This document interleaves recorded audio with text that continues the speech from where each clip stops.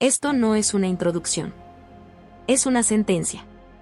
Un acto de acusación directa contra la mentira más antigua y más cómoda del ser humano. Creer que el pasado lo persigue como un depredador invisible. No. El pasado no camina, no acecha, no respira. Está muerto.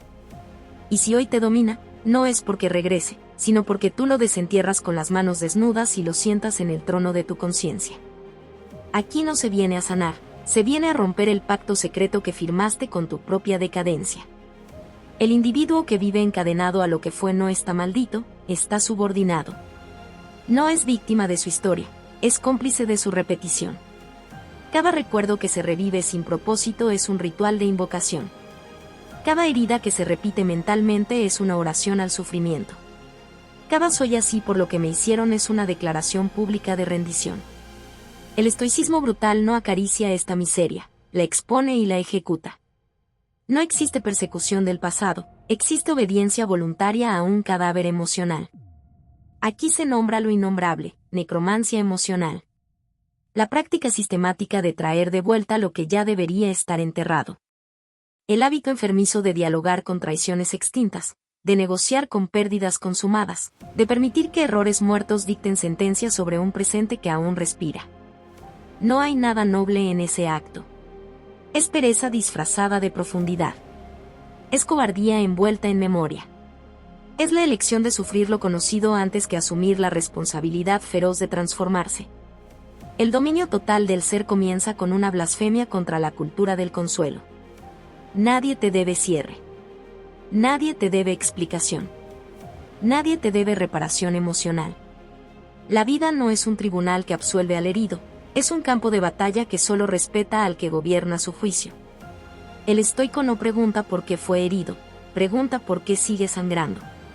Y la respuesta siempre es la misma y siempre es insoportable, porque no ha tenido el valor de cerrar la herida y perder la identidad que construyó alrededor de ella. El pasado se convierte en tirano cuando el presente carece de autoridad. Y la mayoría prefiere servir a un dictador muerto antes que asumir el peso insoportable de la libertad interior. Es más fácil culpar al ayer que disciplinar el ahora. Más cómodo decir no puedo que aceptar no quiero pagar el precio. Así, el individuo se arrodilla ante su historia como si fuera un dios, cuando en realidad es solo un archivo que se negó a cerrar. Estoicismo llevado al límite no es calma, es guerra interior. No es aceptación pasiva, es dominio activo. Es entender que no controlas lo que ocurrió, pero eres absolutamente responsable de lo que permites que continúe ocurriendo dentro de ti. Todo recuerdo que hoy te quiebra no tiene fuerza propia, se la otorgas cada vez que lo conviertes en juez, en excusa, en identidad. El sabio no borra el pasado, lo reduce a evidencia muda. El necio lo convierte en verdugo. Este manifiesto no ofrece alivio. Ofrece una amputación necesaria. Aquí se ejecuta al yo herido que se resiste a morir porque obtiene poder de su dolor. Se condena al individuo que se define por lo que perdió, por lo que le hicieron, por lo que no fue. Se declara culpable a quien sigue invocando fantasmas y luego se queja de vivir en una casa embrujada. Nadie te encadena desde atrás. Si no avanzas, es porque sigues mirando hacia la tumba. El dominio total del ser exige una decisión terminal, dejar de hablar con los muertos. Dejar de negociar con recuerdos. Dejar de pedirle permiso al pasado para actuar en el presente. No hay redención en la nostalgia, no hay justicia en la repetición, no hay verdad en el sufrimiento reciclado. Solo hay desgaste, corrupción interna y una lenta renuncia a la soberanía. Este es el umbral. No habrá piedad después de este punto. O continúas invocando lo que te destruye, o asumes el silencio como acto de poder. Porque la libertad no llega cuando el pasado sana. Llega cuando deja de importar. Y ese momento no es un regalo. Es una ejecución. Esto no abre con una promesa. Abre con una condena. Porque el verdadero enemigo no está afuera ni detrás de ti, sino arrodillado dentro de tu mente, rezándole a lo que ya murió. El pasado no es una bestia que te caza. Es un cadáver que cargas voluntariamente, un peso putrefacto que te niegas a soltar porque sin él no sabes quién eres. Aquí no se ofrece alivio ni consuelo. Aquí se pronuncia una sentencia contra la práctica más ruin del espíritu humano, resucitar lo muerto para justificar la propia inmovilidad. El individuo que dice el pasado me persigue miente. Miente para no admitir la verdad insoportable, que sigue invocándolo, día tras día, con una devoción enfermiza. Lo llama cuando despierta y cuando se acuesta. Lo consulta antes de decidir. Lo coloca como juez, como excusa, como identidad. No hay persecución, hay sumisión. No hay trauma activo, hay obediencia prolongada. El estoicismo brutal arranca esta máscara y deja al descubierto el acto criminal. Tú eres el medium de tu propia destrucción. La necromancia emocional no es un accidente psicológico, es una disciplina oscura que se practica con constancia. Revivir la herida. Repetir la traición. Narrar el daño como si aún estuviera ocurriendo. No para aprender, sino para sangrar. No para cerrar, sino para permanecer. Así, el dolor deja de ser un evento y se convierte en sistema. La memoria deja de ser archivo y se transforma en tribunal. Y el individuo, incapaz de gobernar el presente, corona al pasado como soberano absoluto de su destino. El estoicismo llevado al límite no pide comprensión, exige ejecución. No de personas, sino de narrativas. No de recuerdos, sino de su autoridad. Porque el pasado no tiene derecho a gobernar nada que aún respira. Marco Aurelio no habló de acariciar la herida, habló de dominar el juicio. Epicteto no enseñó a dialogar con el dolor, enseñó a desobedecerlo. Aquí se declara traidor a quien sigue permitiendo que un hecho muerto dicte una vida viva. El pasado es inmutable. Y precisamente por eso es impotente. Solo el cobarde le concede poder. Solo el indisciplinado lo convierte en excusa. Solo el que no soporta el peso de la libertad interior prefiere arrodillarse ante una historia que ya no puede cambiar. Es más fácil decir esto me rompió que decir no tuve el valor de reconstruirme. Más cómodo acusar al ayer que asumir la responsabilidad feroz del ahora. Este texto no viene a sanar heridas, viene a cerrarlas a la fuerza. Porque toda herida abierta demasiado tiempo deja de ser herida y se convierte en estrategia. El yo dañado aprende a sobrevivir del daño. Aprende a manipular, a justificarse, a evitar la transformación real. El dolor se vuelve moneda. El recuerdo se vuelve chantaje. Y así nace una identidad corrupta que se niega a morir porque su existencia depende de la miseria que administra. Aquí se proclama una ley estoica inapelable: todo aquello que no gobiernas, te esclaviza. Y el pasado solo gobierna porque nunca fue confrontado como lo que es, un cadáver sin voluntad. No hay nobleza en seguir sufriendo. No hay profundidad en repetir el trauma. No hay sabiduría en vivir mirando una tumba. Solo hay desgaste, podredumbre interior y una lenta mutilación del carácter. El dominio total del ser no es paz. Es soberanía. No es aceptación blanda, es disciplina despiadada. Es aprender a decirle al recuerdo, existes, pero no mandas. A la herida, ocurrió, pero no decide. A la pérdida, dolió, pero no gobierna. El estoico no negocia con fantasmas. No pide permiso al pasado para actuar. No espera cierre, justicia emocional ni reparación tardía. Actúa porque puede. Gobierna porque debe. Este es el punto de no retorno. O sigues invocando muertos y te quejas de vivir rodeado de sombras, o ejecutas el acto más difícil que un ser humano puede cometer, el silencio definitivo hacia aquello que ya no puede tocarte, salvo que tú lo permitas. Porque la libertad no nace cuando el pasado se resuelve. Nace cuando deja de ser relevante. Y esa irrelevancia no es un regalo. Es una conquista brutal. Una amputación necesaria. Una ejecución interior sin testigos ni aplausos. Aquí comienza el dominio total del ser. Y no hay piedad para quien se niegue a soltar la pala con la que sigue desenterrándose. El cadáver que llamas memoria, la ilusión de que el pasado sigue vivo. Este capítulo no comienza con una pregunta, sino con una acusación que no admite defensa. El pasado no tiene pulso, no respira, no avanza, no conspira. Está muerto. Y, sin embargo, tú lo alimentas como si fuera una criatura hambrienta, lo sientas a tu mesa, lo consultas antes de actuar y le permites dictar sentencias sobre una vida que aún late. No es persecución lo que padeces, es complicidad.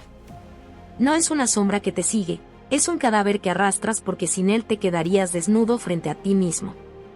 La mente humana, cuando carece de disciplina, se convierte en un laboratorio de resurrección. Toma recuerdos y los transforma en entidades activas. Les da voz, intención, autoridad. Lo que ocurrió se convierte en lo que manda. El dolor deja de ser un hecho y se vuelve presencia. Una presencia ritualizada, invocada con exactitud enfermiza cada vez que repites la historia, cada vez que recreas el momento, cada vez que te dices que no puedes porque una vez te rompieron. Así, la memoria deja de ser registro y se convierte en altar. Y tú, arrodillado, confundes devoción con profundidad. Aquí se desmantela la mentira central: el pasado no te persigue. La persecución implicaría movimiento, voluntad, fuerza externa. Nada de eso existe. Lo que existe es un acto consciente de invocación. Un hábito mental que ya no duele por accidente, sino por costumbre. El sufrimiento actual no es herencia, es mantenimiento.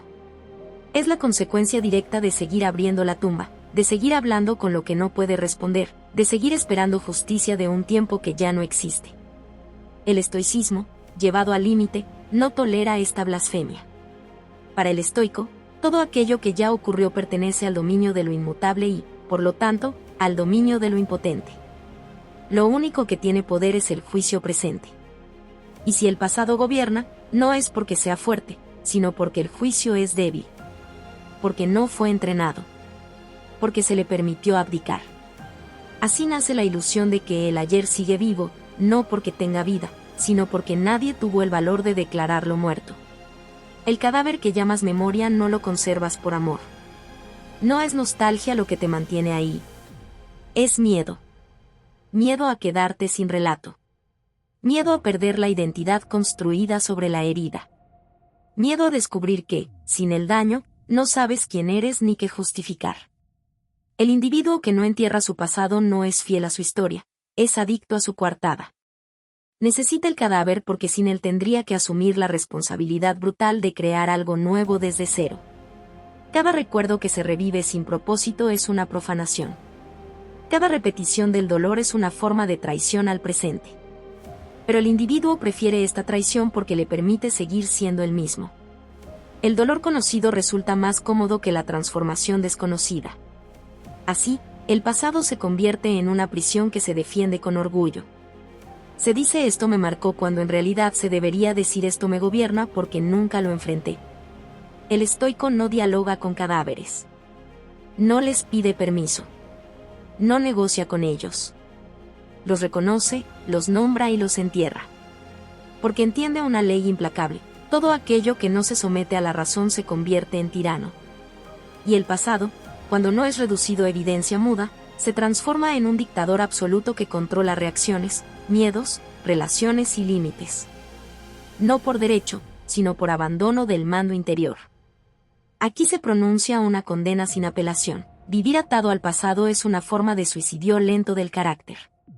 No mata el cuerpo, pero corroe la voluntad. No destruye de golpe, pero desgasta hasta dejar solo reflejos automáticos. El individuo deja de actuar y comienza a reaccionar. Deja de elegir y comienza a obedecer. Y todo bajo la ilusión patética de que está siendo profundo, cuando en realidad está siendo incapaz de cerrar una tumba. El pasado no necesita ser comprendido infinitamente. Necesita ser clausurado. No necesita más análisis, más lágrimas, más discursos. Necesita un límite. El límite que dice, ocurrió, terminó, no manda. Esa frase, simple y brutal, es insoportable para quien construyó su identidad sobre el daño. Porque al pronunciarla, el cadáver pierde poder. Y con él, se derrumba el personaje que vivía de su sombra. Este capítulo es una orden de ejecución simbólica. No contra la memoria, sino contra su usurpación. La memoria debe servir a la razón, no gobernarla. El recuerdo debe informar, no decidir. El dolor debe enseñar, no mandar. Todo lo demás es necromancia emocional, el arte oscuro de mantenerlo muerto en movimiento para no enfrentar la vida desnuda que exige ser vivida ahora. El pasado no sigue vivo. Tú lo mantienes respirando artificialmente. y mientras sigas haciéndolo, no habrá avance, no habrá dominio, no habrá soberanía. Solo repetición. Solo desgaste. Solo un individuo que confunde fidelidad con esclavitud y profundidad con estancamiento. Aquí comienza la demolición. El cadáver ya fue nombrado. Ahora solo queda decidir si sigues alimentándolo o si, por primera vez, tienes el coraje de enterrarlo sin ceremonia, sin nostalgia y sin mirar atrás. Porque el dominio total del ser comienza exactamente en el punto donde dejas de cuidar lo que ya murió. Necromancia emocional, el ritual secreto del autoboicot. Aquí no se habla del dolor como accidente, sino como ceremonia. No como algo que ocurre, sino como algo que se practica. Porque hay heridas que no sangran solas, se abren todos los días con precisión quirúrgica. Hay traiciones que no regresan, son llamadas.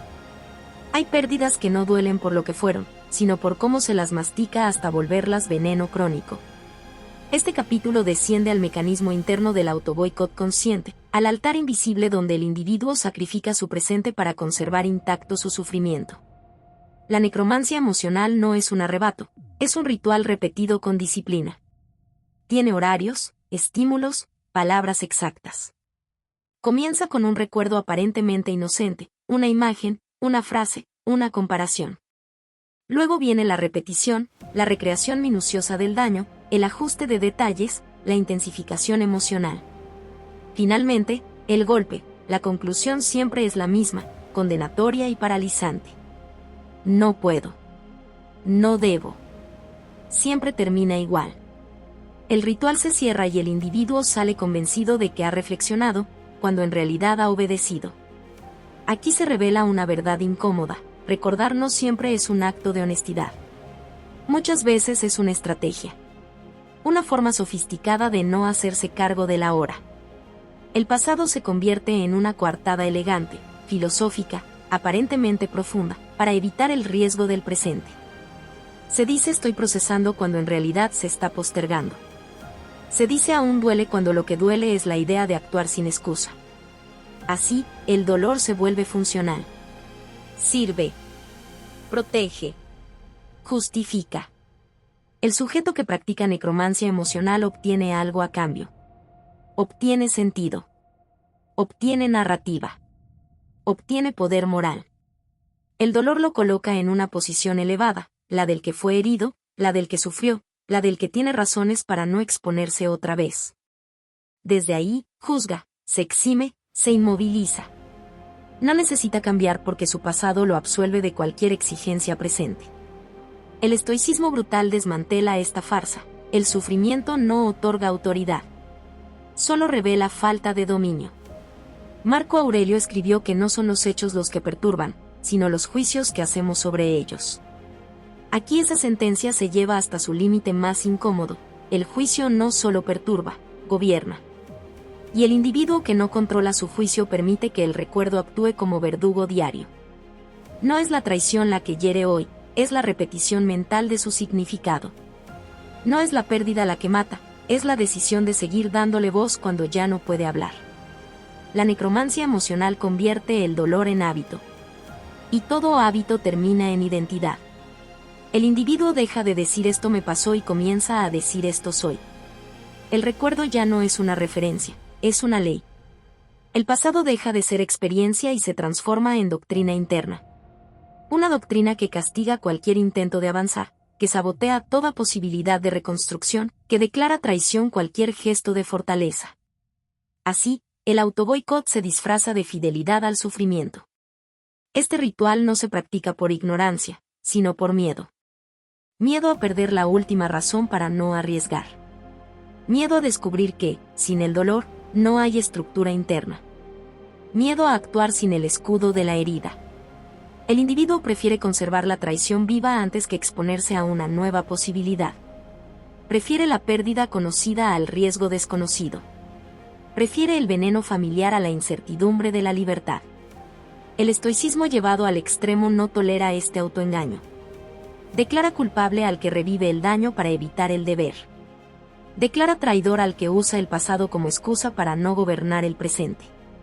Porque la disciplina estoica no consiste en soportar el dolor indefinidamente, sino en impedir que el dolor dirija.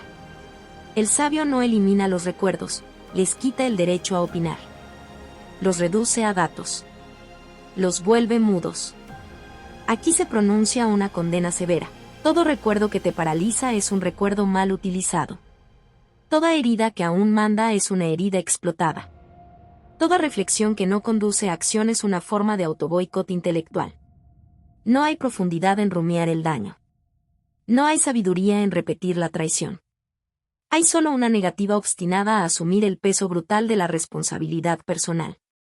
El ritual debe ser roto. No con consuelo, sino con disciplina. No con comprensión infinita, sino con límite. El límite que dice, esto ocurrió, pero no decide. El límite que ejecuta la costumbre de volver a sangrar. El límite que destruye el altar interno donde el dolor era venerado como un dios oscuro. Romper la necromancia emocional es un acto de violencia interior fría, precisa, sin dramatismo. Es dejar de asistir a la ceremonia donde siempre muere el presente. Este capítulo no invita a sanar. Ordena cesar. Cesar la repetición. Cesar la invocación. Cesar el uso del pasado como arma contra uno mismo. Porque mientras el ritual continúe, no habrá avance, no habrá dominio, no habrá soberanía. Solo un individuo atrapado en su propio templo de ruina, convencido de que recordar es pensar, cuando en realidad es obedecer. La necromancia emocional termina el día que el recuerdo deja de ser refugio y se convierte en evidencia cerrada. Ese día no hay alivio. Hay vacío. Y ese vacío es el espacio exacto donde comienza, por primera vez, la posibilidad real del dominio total del ser. La identidad del dañado, cuando el dolor se convierte en personalidad. Este capítulo no consuela, sentencia. Aquí se ejecuta simbólicamente al victimismo, no por crueldad, sino por necesidad. Porque hay un punto donde el dolor deja de ser una experiencia y se convierte en una identidad parasitaria. Un punto donde el individuo deja de decir me pasó algo y comienza a decir yo soy esto que me pasó. En ese instante exacto, el sufrimiento ya no hiere, gobierna. Ya no enseña, legisla. Ya no duele, otorga poder. El tránsito es sutil y mortal. Primero el evento. Luego la herida. Después la repetición del relato. Finalmente, la fusión. El daño se vuelve nombre propio. El trauma se transforma en carácter. La pérdida se instala como frontera moral. El individuo empieza a presentarse ante el mundo no por lo que construye, sino por lo que le hicieron. Así nace la identidad del dañado, una estructura psicológica blindada, intocable, moralmente superior, incapaz de cambiar sin colapsar. Aquí se revela una verdad que pocos soportan mirar de frente. Hay personas que no sanan porque no quieren perder el único relato que les da relevancia.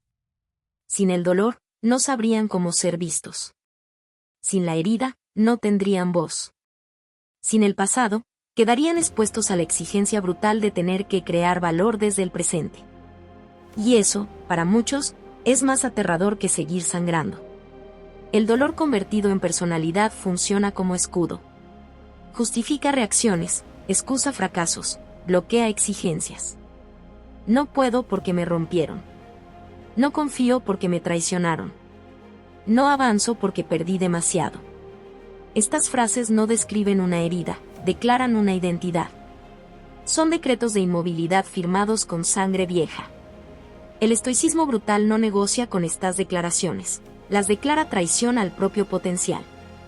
Cuando el daño se vuelve identidad, el pasado deja de ser cadena y se convierte en trono.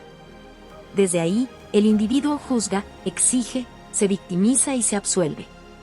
No necesita dominarse porque su dolor lo legitima. No necesita cambiar porque su historia lo excusa. No necesita responsabilizarse porque siempre hay un culpable anterior. Esta es la corrupción final. El sufrimiento deja de ser algo que ocurrió y se vuelve algo que se usa. El estoicismo llevado al límite arranca este trono de raíz. Declara que ningún dolor, por profundo que sea, otorga derecho a la mediocridad moral. Que ninguna herida concede permiso para abdicar del dominio interno. Epicteto fue claro, no es lo que te sucede, sino lo que haces con ello lo que define tu carácter. Aquí esa sentencia se vuelve cuchilla. Usar el daño como identidad es una renuncia voluntaria a la virtud. La identidad del dañado es cómoda porque es estable. No exige crecimiento, solo repetición. No pide coraje, solo memoria. No reclama acción, solo narrativa. El individuo aprende a vivir dentro de su herida como dentro de una fortaleza. Desde ahí se protege del riesgo, del rechazo, del fracaso. Pero también se protege del avance, de la potencia, de la vida misma. Se convierte en guardián de su propia cárcel y confunde seguridad con profundidad. Aquí se expone la anatomía de la impostura, el dolor elevado a estandarte moral. Se sufre, luego se reclama autoridad. Se sangra, luego se exige indulgencia eterna. Se pierde, luego se convierte la pérdida en identidad incuestionable. El estoico brutal denuncia esta operación como lo que es, una forma sofisticada de cobardía. Porque requiere más valor abandonar la identidad del herido que permanecer en ella. El pasado no encadena a estas personas. Ellas lo usan. Lo exhiben. Lo defienden. Lo pulen hasta convertirlo en una pieza central de su yo. Porque sin él tendrían que responder a una pregunta devastadora: ¿quién eres cuando ya no te defines por lo que te hicieron? Esa pregunta no admite excusas. No acepta lágrimas como respuesta. Exige construcción, disciplina y riesgo. Exige dominio. Este capítulo pronuncia una condena clara: mientras el dolor sea tu nombre, no habrá libertad. Mientras la herida sea tu carácter, no habrá soberanía. Mientras el pasado sea tu escudo, seguirás desarmado frente al presente. El dominio total del ser comienza cuando el individuo se atreve a cometer el acto más violento contra su ego: dejar de ser el dañado. No se trata de negar lo ocurrido. Se trata de negarse a vivir arrodillado ante ello. Dejar de presentarse como víctima y comenzar a presentarse como agente. Dejar de usar el pasado como identidad y comenzar a usarlo como material inerte. El recuerdo puede existir, pero no define. La herida puede haber sido real, pero no manda. Aquí se ejecuta una sentencia final: el dolor que no se trasciende se convierte en personalidad, y toda personalidad construida sobre el sufrimiento está condenada a repetirlo. Romper esa condena no es un acto de sanación blanda. Es una ruptura seca. Un abandono consciente del personaje que vivía del daño. Un exilio voluntario de la identidad que ya no sirve. El dominio total del ser exige este sacrificio. Y quien no esté dispuesto a perder la historia que le dio relevancia jamás estará preparado para construir una vida que tenga poder. El tirano interior, cuando el ayer gobierna el hoy. Este capítulo no describe una influencia, expone una usurpación. Aquí el pasado deja de ser recuerdo y es revelado como lo que realmente es cuando no se le enfrenta: un dictador interno, coronado por tu propia cobardía. Sostenido por tu disciplina ausente y obedecido por tu juicio debilitado. No llegó por la fuerza. No tomó el poder por mérito. Fue invitado. Y desde entonces gobierna cada gesto que crees espontáneo, cada miedo que llamas prudencia, cada ruina que justificas como destino. El tirano interior no grita órdenes. No necesita hacerlo. Gobierna en silencio, a través de reflejos. Reacciona por ti. Decide antes de que pienses. Te hace retroceder cuando deberías avanzar, atacar cuando deberías callar, huir cuando deberías permanecer. Cada reacción automática es una orden ejecutada sin cuestionamiento. Cada miedo desproporcionado es una ley antigua aplicada a un presente que ya no es el mismo. Cada relación arruinada es una ejecución dictada por un evento muerto que nunca fue desafiado. Aquí se pronuncia la sentencia estoica sin anestesia: todo aquello que no gobiernas, te gobierna. No hay excepción. No hay matiz psicológico que te salve. Si no gobiernas tu juicio, el pasado lo hará. Si no dominas tu reacción, una herida vieja decidirá por ti. Si no asumes la soberanía de tu mente, un recuerdo se convertirá en emperador absoluto. El estoicismo no contempla términos medios: o mandas o obedeces. El ayer gobierna el hoy cuando se le permite dictar significado. Un gesto inocente se convierte en amenaza. Una palabra neutra en traición. Un silencio en abandono. No porque el presente sea hostil, sino porque el pasado impone su interpretación como ley suprema. Así, el individuo no vive el ahora, lo traduce constantemente a través de un trauma anterior.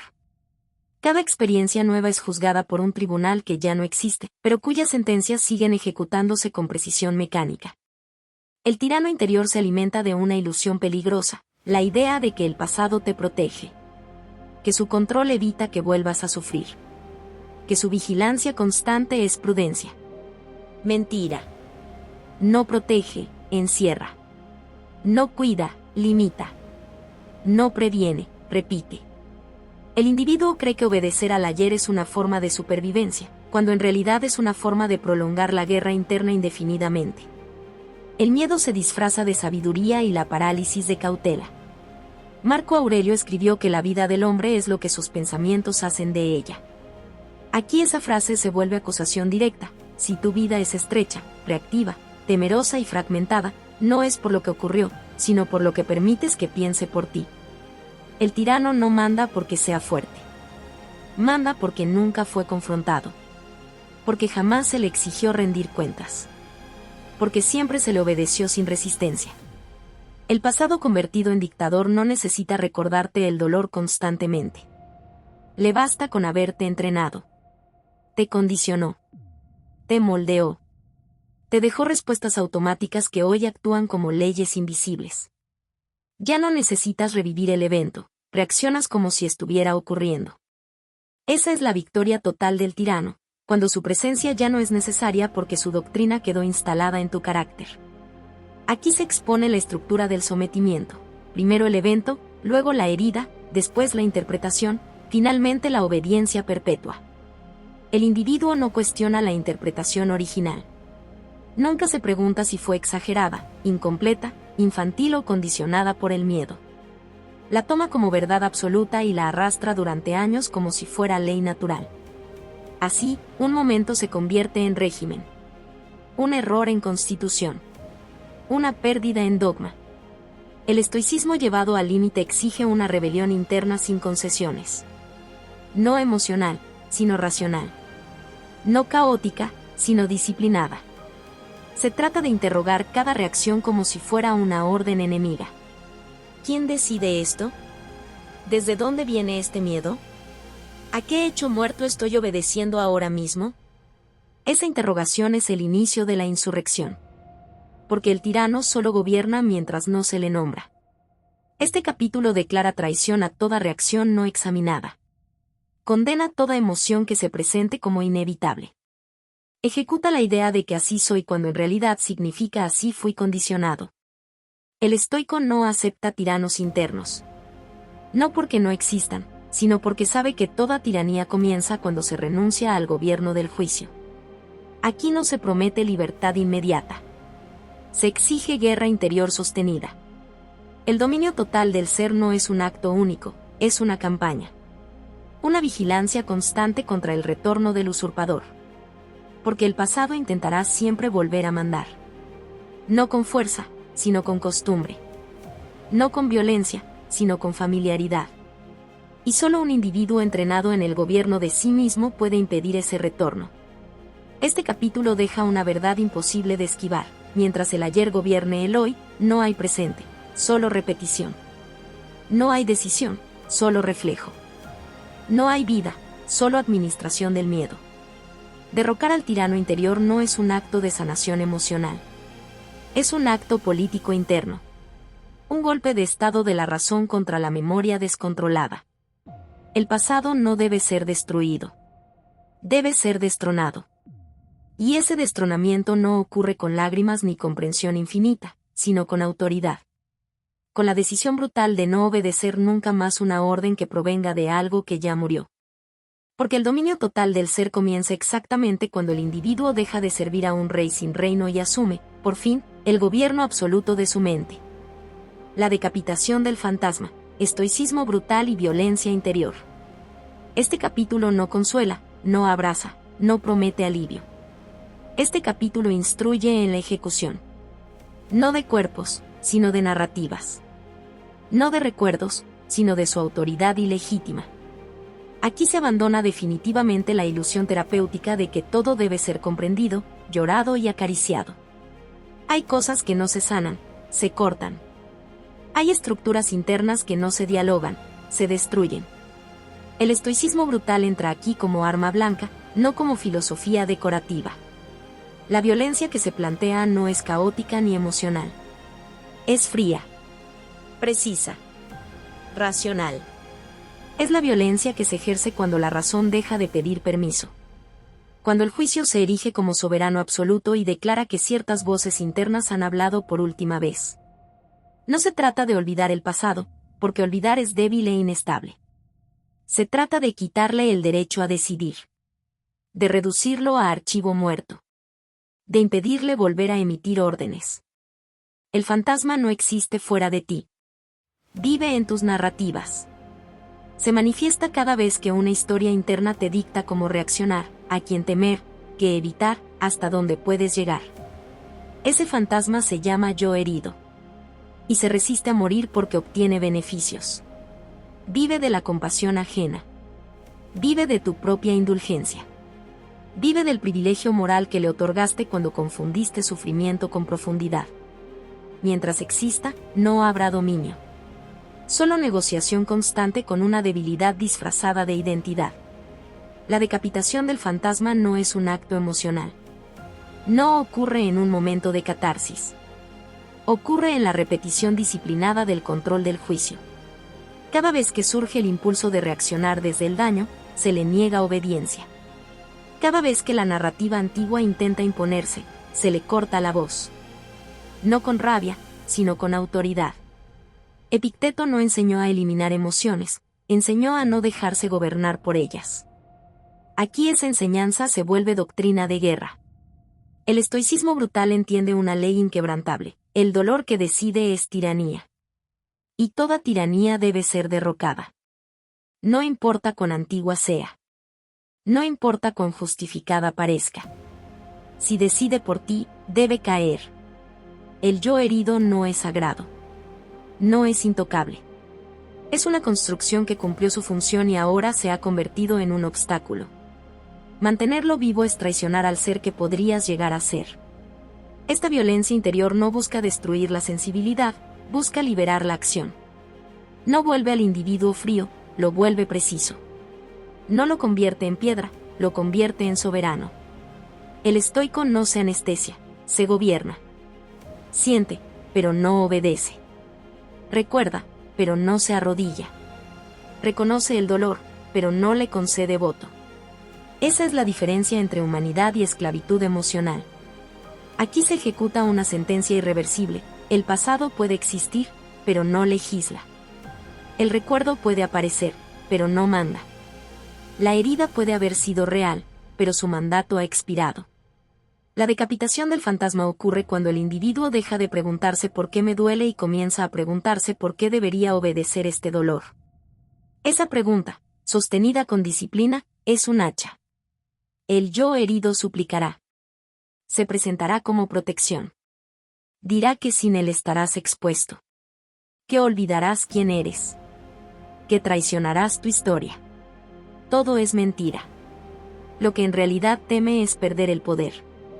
Porque su existencia depende de que sigas reaccionando igual, eligiendo igual, temiendo igual. El fantasma no quiere tu bienestar, quiere tu repetición. La decapitación no es un evento, es una práctica. Cada día se ejecuta de nuevo. Cada día el juicio se reafirma. Cada día se impide que la narrativa antigua vuelva a tomar el control. No hay aplausos. No hay alivio inmediato. Hay silencio. Un silencio incómodo al principio, porque ahí ya no hay excusa, ni escudo, ni relato al que aferrarse. Ese silencio es el espacio exacto donde comienza el dominio. Este capítulo no promete que dejarás de sentir. Promete algo más brutal: dejarás de ser gobernado. La soberanía emocional no consiste en no sufrir, sino en no permitir que el sufrimiento dirija. El estoicismo, llevado a su forma más pura, no busca felicidad. Busca poder interior. El poder de decidir desde la razón incluso cuando el cuerpo recuerda y la emoción insiste.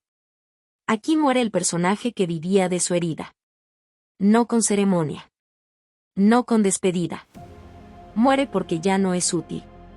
Porque su tiempo terminó. Porque el individuo ha decidido dejar de ser súbdito de su pasado y convertirse en arquitecto de su presente. Esa decisión no es suave. Es un corte limpio. La decapitación del fantasma es el punto donde ya no hay retorno a la comodidad del dolor conocido.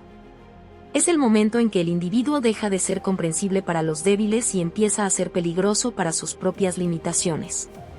Porque quien gobierna su juicio no puede ser fácilmente controlado, manipulado ni detenido. Aquí el estoicismo deja de ser filosofía y se convierte en arma. Y quien la empuña ya no busca alivio. Busca dominio total del ser. Dominio total del ser, cuando el silencio sustituye al recuerdo. No hay redención. No hay cierre emocional. No hay abrazo final con el pasado. Hay algo más implacable, silencio soberano. Aquí no se sana lo ocurrido, se le retira el derecho a existir como fuerza de mando. El individuo que llega a este punto no celebra, no llora, no mira atrás con nostalgia ni con rencor. Simplemente ya no convoca. Porque entendió, con una lucidez que quema, que todo recuerdo que exige atención gobierna, y todo lo que gobierna roba soberanía. El dominio total del ser comienza cuando el pasado deja de ser interlocutor y se convierte en archivo muerto, presente pero mudo, real pero irrelevante. Este estado no es paz, es control. No es alivio, es autoridad. No es esperanza, es disciplina consolidada. El silencio que emerge no es vacío emocional, es ausencia de tiranía. Ya no hay diálogos internos con versiones anteriores de uno mismo, ya no hay juicios postergados, ya no hay reconstrucciones obsesivas del daño. El individuo ha dejado de explicarse. Ha dejado de justificarse. Ha dejado de narrarse como consecuencia. Ahora se ejecuta como causa. Aquí se consuma la herejía definitiva contra la psicología del consuelo. No necesitas comprender tu dolor para gobernarte, necesitas superponerle carácter. El recuerdo existe, sí, pero ya no dicta reacciones, no secuestra decisiones, no altera el pulso del presente. Está ahí como una cicatriz seca, prueba de impacto, no orden de obediencia. El estoicismo llevado al límite no pregunta qué pasó, pregunta quién manda ahora. Y la respuesta ya no tiembla. El individuo soberano no lucha contra el pasado porque no pelea con cadáveres. Tampoco lo honra, porque honrar es volver a inclinar la cabeza. Lo que hace es más cruel y más libre, lo ignora. No por negación, sino por jerarquía. Porque entendió que la mente no necesita reconciliación, necesita gobierno. Y gobernar implica decidir qué pensamientos entran al consejo y cuáles son desterrados al silencio perpetuo. Aquí el dolor fue fundido y forjado en estructura interna. No se convirtió en relato inspirador ni en identidad resiliente. Se convirtió en precisión. En límites claros. En reacción medida. En frialdad funcional. El individuo ya no dice esto me marcó, dice esto me entrenó. Y ni siquiera lo repite. Porque repetir es seguir alimentando. El dominio total del ser es discreto. No se proclama. Se nota en la ausencia de ruido, en la economía emocional, en la incapacidad del pasado para provocar temblores. Este capítulo no termina con victoria, termina con mandato. El mandato de no volver a invocar lo que ya fue juzgado. De no dialogar con lo que ya perdió autoridad. De no concederle al ayer ni un segundo de gobierno sobre el ahora.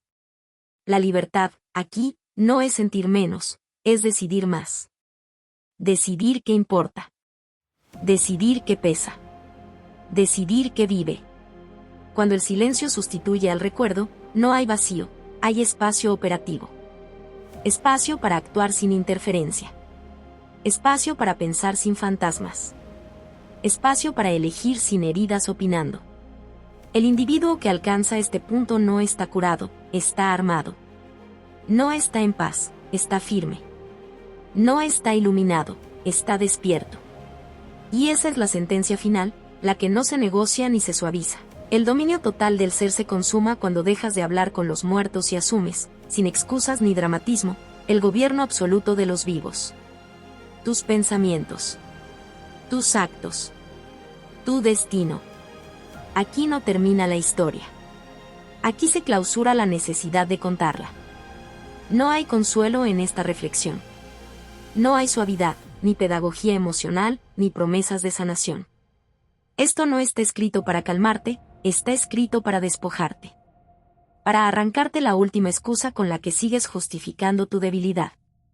Porque llega un punto, y este es ese punto, en el que el sufrimiento deja de ser tragedia y se convierte en complicidad. Todo dolor que se prolonga más allá de su impacto inicial ya no es herida, es decisión. El ser humano no cae por lo que le ocurre, cae por lo que se permite seguir pensando sobre lo que le ocurrió. Ahí comienza la verdadera condena. No en el hecho, sino en la rumiación. No en la pérdida, sino en el culto. No en la traición, sino en la liturgia mental que repite el nombre del traidor como si invocarlo le devolviera poder. El pasado no tiene colmillos. Tú se los pones cada mañana cuando lo alimentas con atención. El estoicismo llevado al límite no te pregunta cómo te sientes. Te pregunta quién manda. Porque todo aquello que gobierna tu juicio gobierna tu destino. Si tus emociones dictan tus decisiones, eres un súbdito. Si tus recuerdos condicionan tus actos, eres un prisionero que se cree libre porque camina dentro de su celda sin cadenas visibles. La libertad no es ausencia de dolor. Es jerarquía interna. Es decidir qué pensamientos tienen derecho a existir y cuáles deben ser ejecutados sin ceremonia. Hay una verdad insoportable que casi nadie quiere aceptar. Muchas personas no sueltan el pasado porque sin él no sabrían quiénes son. El daño les dio forma, el trauma les dio lenguaje, la herida les dio identidad. Y renunciar a eso sería quedarse desnudos, sin relato, sin justificación, sin el privilegio moral del sufriente. Por eso lo conservan. No como recuerdo, sino como bandera. No como experiencia, sino como trono. Desde ahí gobiernan su vida con una autoridad falsa pero constante. El dominio del ser exige una violencia que no es emocional, sino racional. No se grita. No se dramatiza. No se llora. Se sentencia. Se decide que ciertos pensamientos no vuelven a cruzar la frontera. Que ciertas narrativas ya no tienen permiso de hablar. Que ciertos recuerdos existen, sí, pero en silencio. Porque recordar no es lo mismo que obedecer. Y aquí se ejecuta la diferencia. El individuo que despierta deja de explicarse. Deja de justificar su carácter por su historia. Deja de pedir comprensión. Entiende que el mundo no le debe reparación, y que su mente no es un santuario, es un territorio que debe ser gobernado con mano firme. No todo pensamiento merece atención. No toda emoción merece respeto. Algunas merecen exterminio. La fortaleza no nace de la curación, nace de la disciplina. De aprender a no reaccionar. De aprender a no responder a cada estímulo interno como si fuera una orden divina. El estoico no anestesia el dolor, lo reduce a información. Lo observa sin obedecerlo. Lo registra sin construirle un altar. Esa es la diferencia entre el que sufre y el que manda. Y cuando el dominio comienza, el ruido cesa. No porque el pasado desaparezca, sino porque deja de importar. No porque el dolor se vaya, sino porque deja de decidir. El silencio que aparece no es vacío, es autoridad consolidada. Es la mente funcionando sin interferencias. Es el carácter ocupando el lugar que antes ocupaban las excusas. Esta reflexión no termina con esperanza, termina con responsabilidad. La responsabilidad brutal de aceptar que nadie más que tú mantiene vivo lo que te destruye. Que nadie más que tú convoca a los fantasmas. Que nadie más que tú puede decapitarlos. El dominio total del ser no es un estado emocional, es una sentencia cumplida. Y una vez que se ejecuta, no hay marcha atrás. Porque el que gobierna de verdad ya no necesita contarlo. Actúa. Decide. Avanza. Y no vuelve a mirar atrás, no por orgullo, sino porque ya no hay nada ahí que tenga autoridad sobre él. Esta reflexión no busca salvarte. Busca ponerte frente al paredón de tu propia conciencia y obligarte a decidir si sigues viviendo como rehén o asumes, de una vez, el costo completo de ser soberano. Porque hay una verdad que corta más profundo que cualquier traición externa. La mayoría de las personas no están rotas, están cómodamente sometidas. No por lo que les hicieron, sino por lo que se niegan a dejar de repetir. El sufrimiento prolongado no es una herida abierta, es una estructura. Se vuelve hábito. Se vuelve refugio. Se vuelve excusa con legitimidad moral. Y cuanto más tiempo pasa, más difícil resulta admitir que ya no duele por impacto, sino por mantenimiento. Mantienes vivo lo que dices odiar porque sin ello no sabrías dónde apoyar tu identidad. El dolor te dio forma, te dio discurso, te dio una coartada existencial. Renunciar a él sería quedarte sin voz. Y ese silencio aterra más que cualquier recuerdo. El estoicismo llevado al límite no es serenidad, es amputación consciente. Es entender que hay pensamientos que no se negocian, se eliminan. Que hay emociones que no se procesan, se subordinan. Que hay recuerdos que no se resignifican, se archivan bajo pena de muerte simbólica. Porque toda idea que regresa sin permiso es una invasión. Y toda invasión no contenida se convierte en gobierno. Aquí no se habla de sanar, porque sanar implica seguir girando alrededor de la herida. Aquí se habla de despojarla de poder. De retirarle el derecho a influir. De declararla irrelevante. El individuo que despierta deja de preguntarse por qué le pasó lo que le pasó y comienza a preguntarse por qué sigue permitiendo que eso decida cómo vive hoy. Esa pregunta no consuela. Ejecuta. Hay una traición más grave que cualquier abandono, traicionarte a ti mismo permitiendo que una versión antigua, rota y asustada de quien fuiste siga tomando decisiones en tu nombre. Esa versión ya no existe, pero tú la mantienes viva como un consejero interno al que nunca destituiste. Cada reacción desmedida, cada miedo injustificado, cada relación arruinada es una orden firmada por un muerto al que sigues obedeciendo. El dominio del ser exige crueldad lúcida. No hacia otros, sino hacia tus propias narrativas. Exige romper el pacto con la autocompasión. Exige dejar de explicarte. Exige aceptar que nadie va a venir a comprenderte lo suficiente como para liberarte. La comprensión no libera. La decisión sí. Cuando la disciplina se instala, el drama muere. Cuando el juicio se fortalece, la emoción se vuelve herramienta, no tirano. Cuando el silencio se impone, el pasado pierde voz. No desaparece. No se borra. Simplemente deja de ser consultado. Y eso es insoportable para quien ha vivido de consultarlo todo el tiempo. El individuo soberano no busca paz interior, busca estabilidad de mando. No quiere sentirse mejor, quiere ser indestructible frente a sus propias tormentas. Ya no se define por lo que sufrió, sino por lo que controla. Y ese cambio no es suave, no es progresivo, no es terapéutico. Es abrupto. Es una línea cruzada. Un antes y un después sin ceremonia. Esta reflexión termina donde muchos retroceden, en la responsabilidad total. La responsabilidad de aceptar que si algo sigue gobernando tu vida es porque tú se lo permites. Que si el pasado sigue hablando es porque tú sigues escuchando. Que si el dolor sigue decidiendo es porque tú renunciaste a decidir. El dominio total del ser no es una iluminación mística ni un estado emocional elevado. Es una ejecución silenciosa y definitiva de todo aquello que ya no merece autoridad. Y una vez que eso ocurre, no hay aplausos, no hay alivio, no hay relato heroico. Hay algo más grave y más poderoso, continuidad. Acción sin ruido. Decisión sin justificación. Vida sin fantasmas con derecho a voto. Hola a todos. Si te ha gustado esta historia, por favor compártela y déjame un comentario. Cuéntame qué parte te atrapó más o qué emociones despertó en ti. No olvides suscribirte al canal, activar la campanita y darle me gusta. Tu apoyo nos ayuda a seguir creando contenido emocionante y lleno de emociones. ¿Qué otros temas de historias te gustarían ver en el canal? Tus ideas podrían inspirar nuestra próxima trama con giros inesperados. Gracias por acompañarnos, nos vemos en el próximo video.